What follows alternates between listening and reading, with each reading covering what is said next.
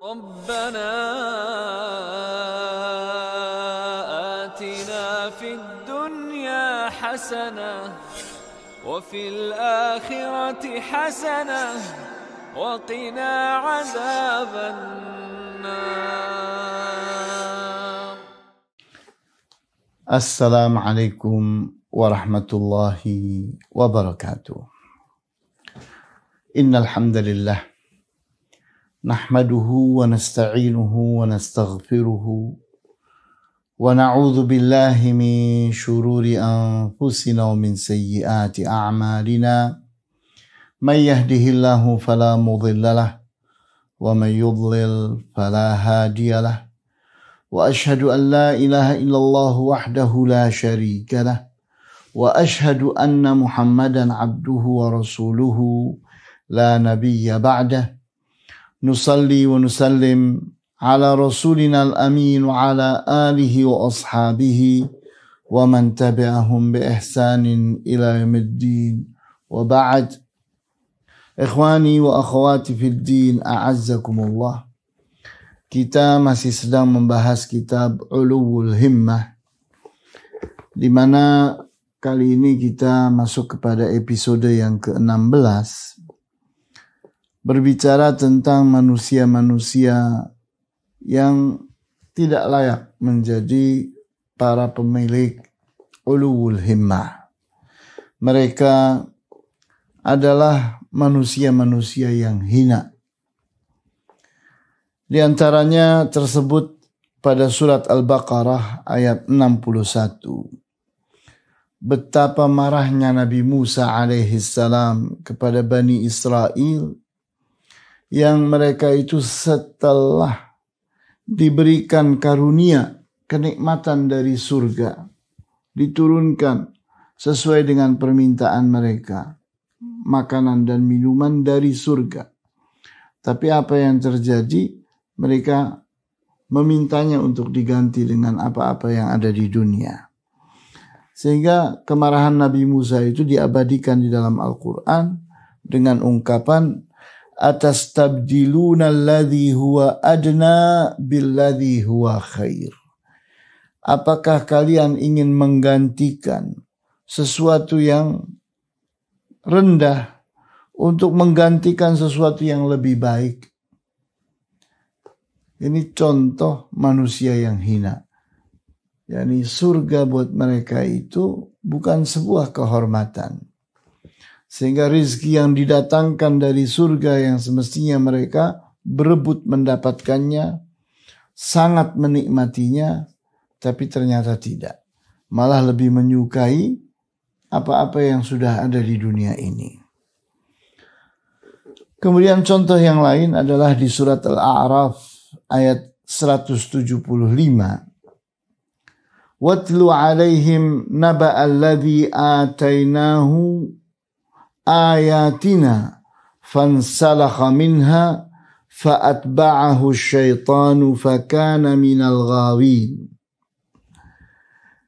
Dan bacakan kepada mereka tentang berita orang yang kami telah berikan kepadanya ayat-ayat kami, namun mereka berlepas diri dari ayat-ayat itu dan mereka mengikuti syaitan. Maka jadilah mereka orang-orang yang sesat. Walau syi'na larafa'nahu biha. Kalau kami kehendaki, justru kami akan angkat mereka itu dengan ayat-ayat kami itu. Walakinnahu akhlada ilal ardi. Akan tetapi, justru mereka itu lebih suka untuk tetap berada di bumi ini. Wattaba'a hawahu, dan mereka lebih suka mengikuti hawa nafsunya. Famathaluhu kamathalil kalbi in tahmil alaihi yalhath au tatrukhu yalhath. Permisalan tentang mereka itu adalah seperti anjing. Jika engkau berikan sesuatu kepada anjing itu akan menjulurkan lidahnya Dan jika engkau biarkan anjing itu pun tetap akan menjulurkan lidahnya. Artinya tidak terpengaruh, tidak berubah, tidak mengambil pelajaran dari apapun yang kita lakukan. Kita beri, kita tidak beri, tetap saja anjing itu menjulurkan lidah mereka. Dzalika mathalul qaumil ladzina kadzdzabu biayatina faqsusil qasasa la'allahum yatafakkarun.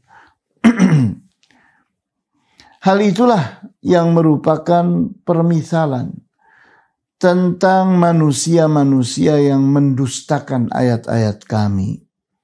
Maka ceritakanlah cerita-cerita yang dengan itu diharapkan orang-orang itu menjadi berfikir. Jadi dengan ayat ini kita mendapatkan pelajaran tentang manusia yang semestinya jadi mulia karena ayat-ayat Allah.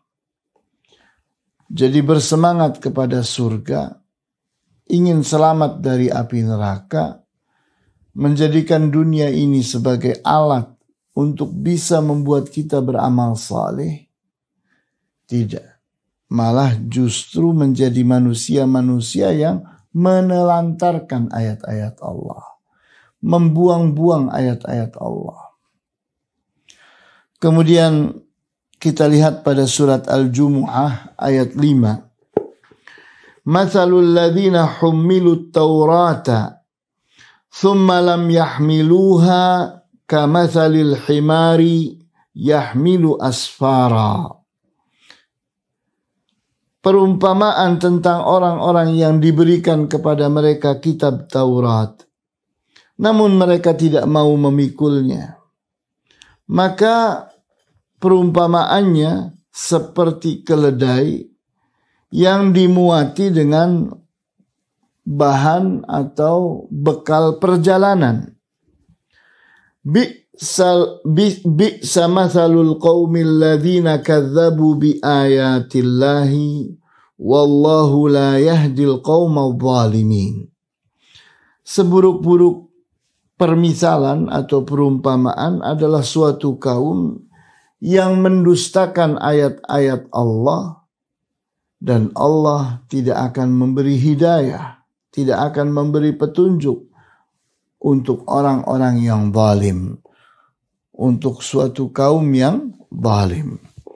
Sehingga kita lihat di sini Allah memberikan perumpamaan tentang keledai, di mana keledai itu tetap saja bodoh, tidak berubah karena bekal safarnya orang, tidak akan mendapatkan faidah dari bekal safar yang dipikulnya, walaupun dia memikul bekal safar, ada makanan dan minuman dipikulnya, tapi tidak dapat manfaat apa-apa. Dia hanya fungsinya memikul sesuatu dan tidak mendapatkan manfaat dari pikulannya. Hal itu seperti orang-orang Yahudi, di mana mereka itu memikul Taurat. Taurat itu ada pada mereka. Mereka itu membaca Taurat, tapi tidak dapat apa-apa dari kitab Taurat. Sehingga di ayat yang lain dikatakan di surat Al-An'am ayat 91, wa 'ullimtum ma lam ta'lamu. Dan kalian itu telah diajari apa-apa yang kalian tidak berilmu. Artinya mereka itu sesungguhnya sudah pernah belajar. Ayat-ayat itu ada pada mereka. Taurat itu telah mengajari mereka. Tapi mereka itu tetap saja bodoh. Tetap saja tidak mengamalkan isi Taurat. Taurat itu hanya dibaca, hanya jadi hiasan yang tidak berpengaruh apa-apa. Sementara Nabi Ya'qub alaihissalam sebagai ayah mereka, di mana Nabi Ya'qub itu adalah nabi yang salah satu namanya adalah Israel. Sehingga di saat dikatakan mereka itu Bani Israel, artinya mereka itu keturunan Ya'qub. Ya'qub itu anak dari Ishak. Ishak itu anak dari Nabi Ibrahim alaihimussalam. Jadi kita lihat mereka keturunan Nabi Ibrahim. Seperti halnya Nabi Muhammad. Keturunan dari Ismail. Ismail itu anak dari Nabi Ibrahim alaihimussalam. Jadi sepupu antara Nabi Muhammad dengan mereka itu. Di mana Nabi Ismail dengan Nabi Ishak itu saudara lain ibu. Nah, mereka disebut Bani Israel karena mereka keturunan dari Israel. Siapa Israel? Yaitu Yakub alaihissalam. Maka kita lihat di sini Nabi Yakub terpuji. Tapi keturunannya seperti itu. Tidak mengambil contoh suri tauladan dari kakek mereka yang mereka itu menyandarkan nama mereka kepada kakek mereka itu. Sehingga kita lihat di surat Yusuf ayat 68. Wa innahu ladzu ilmin lima 'allamnahu. Bahwa Nabi Yakub itu adalah orang yang memegangi ilmu dari apa yang kami ajarkan kepadanya. Jadi Nabi Yakub itu memegangi ilmu di saat diberikan kepadanya pelajaran berupa kitab, ayat-ayat Allah. Dipeganginya ayat-ayat Allah itu kuat-kuat. Diamalkannya. Sementara orang-orang Yahudi itu justru terbalik. Taurat itu ada pada mereka tapi tidak mereka amalkan. Kemudian begitu pula orang-orang munafik di zaman Rasulullah SAW. Kita membaca di surat At-Taubah di antaranya ayat 87. Radu bi ayyakunu ma'al khawalifi. Orang-orang munafik itu lebih suka untuk tetap berada di Madinah, tidak keluar berperang. Karena cinta kepada dunia, takut kepada mati. Tidak mau mati karena berperang. Kemudian Allah membahas mereka di surat At-Taubah ayat 46. Walau aradul khuruja la'a'addu lahu 'uddatan. Mereka orang-orang munafik itu, kalaulah benar-benar mereka itu ingin keluar berperang, maka mereka telah menyiapkan persiapannya. Telah menyiapkan bekalnya, senjatanya dan sebagainya. Walakin karihallahu imbi'athahum. Akan tetapi Allah tidak suka kalau mereka itu keluar.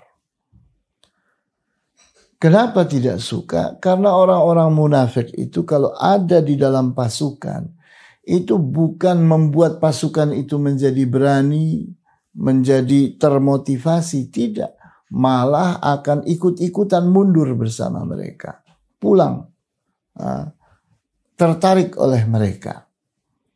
Fathabbatahum. Maka Allah tetapkan mereka.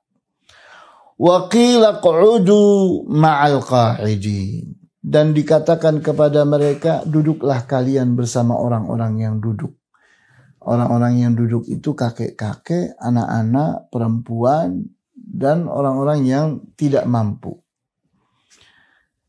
Jadi kita lihat di sini, ini betapa rendahnya orang-orang munafik itu di mata Allah Subhanahu wa Ta'ala, sehingga kita tidak akan pernah melihat orang-orang munafik itu memiliki uluwul himmah, spirit yang mulia, tidak akan ada pada mereka. Karena mereka itu justru sangat cinta kepada dunia dan ingin bertahan dengan apa yang ada pada dunia ini saja. Tidak menjadikan akhirat itu jadi cita-cita mereka. Mereka tidak pernah mempersiapkan diri untuk bahagia dengan kebahagiaan yang setinggi-tingginya di alam akhirat nanti. Kemudian kita pun membaca pada surat An-Nisa ayat 134. Man kana yuridu thawabad dunya fa'indallahi thawabud dunya wal akhirah.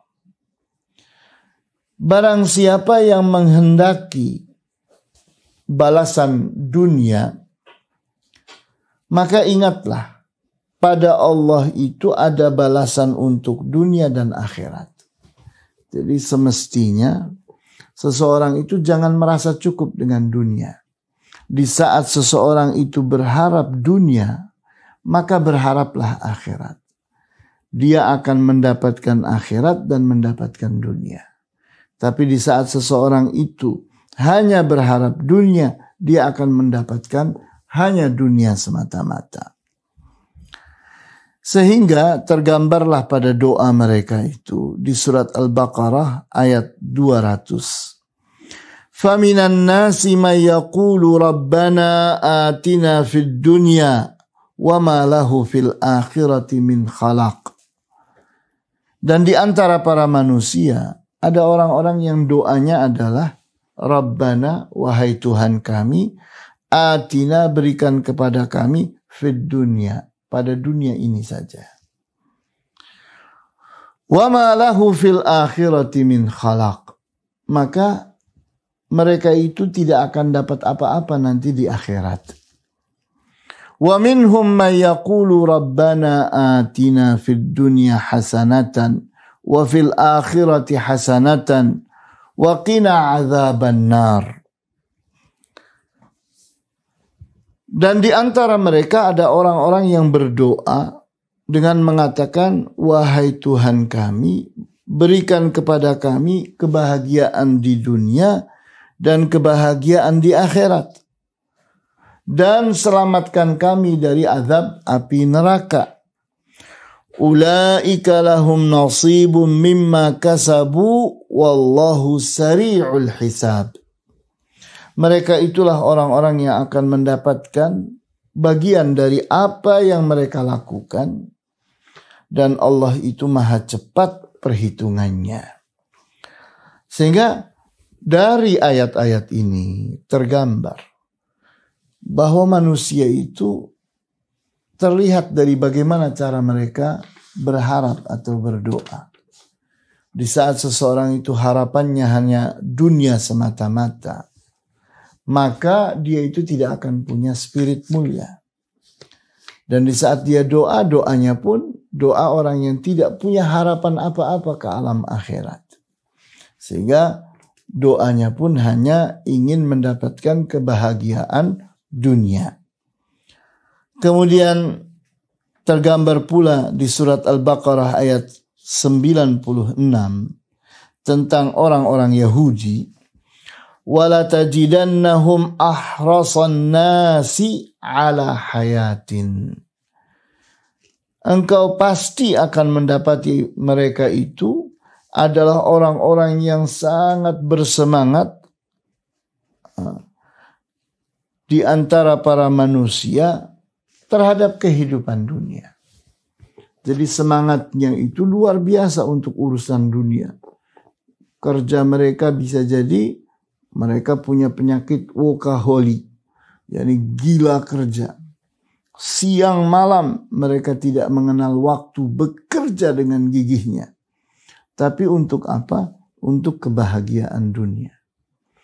Sehingga mereka pun kena ayat Alhaakumut takatsur, di mana mereka itu dibuat lalai oleh sikap menumpuk-numpuk harta benda dunia, yang nanti mereka akan sesali. Karena apa? Karena pada saat seorang manusia itu meninggal dunia, ternyata tidak membawa apa-apa dari dunia ini. Semua yang telah ditumpuknya, yang telah ditabungnya, yang telah disiap-siapkannya itu akan ditinggalkannya. Sehingga kalaupun seseorang itu berinfak, infaknya tanpa niat. Di saat seseorang itu mati, meninggalkan harta, kemudian keluarganya bilang, ayo sebagian dari harta ini kita infakkan untuk kebaikan almarhum katanya. Maka diinfakkanlah. Misalnya warisan itu ada 3 miliar, yang 1 miliar digunakan untuk membangun masjid misalnya. Kita lihat siapa yang punya niat untuk membangun masjid. Apakah yang punya niat itu adalah orang yang meninggal? Tidak. Yang meninggal itu malah menjaga-jaga hartanya. Tapi keturunannya lah, keluarga yang ditinggalkannya lah yang berpikir ingin membangun masjid. Jadi niatnya adalah niatnya orang lain. Jadi sedih sekali manusia-manusia yang sangat mencintai dunia. Inilah pelajaran kita pada saat ini. Wallahu ta'ala a'lamu bis-shawab. Walhamdulillahi rabbil alamin. Wa sallallahu ala ashrafil anbiya'i wal mursalin. Wa ala alihi wa ashabihi ajma'in. Subhanakallahumma bihamdika. Ashhadu an la ilaha illa anta. Astaghfiruka. Wa atubu ilaik. Wassalamu alaikum warahmatullahi wabarakatuh.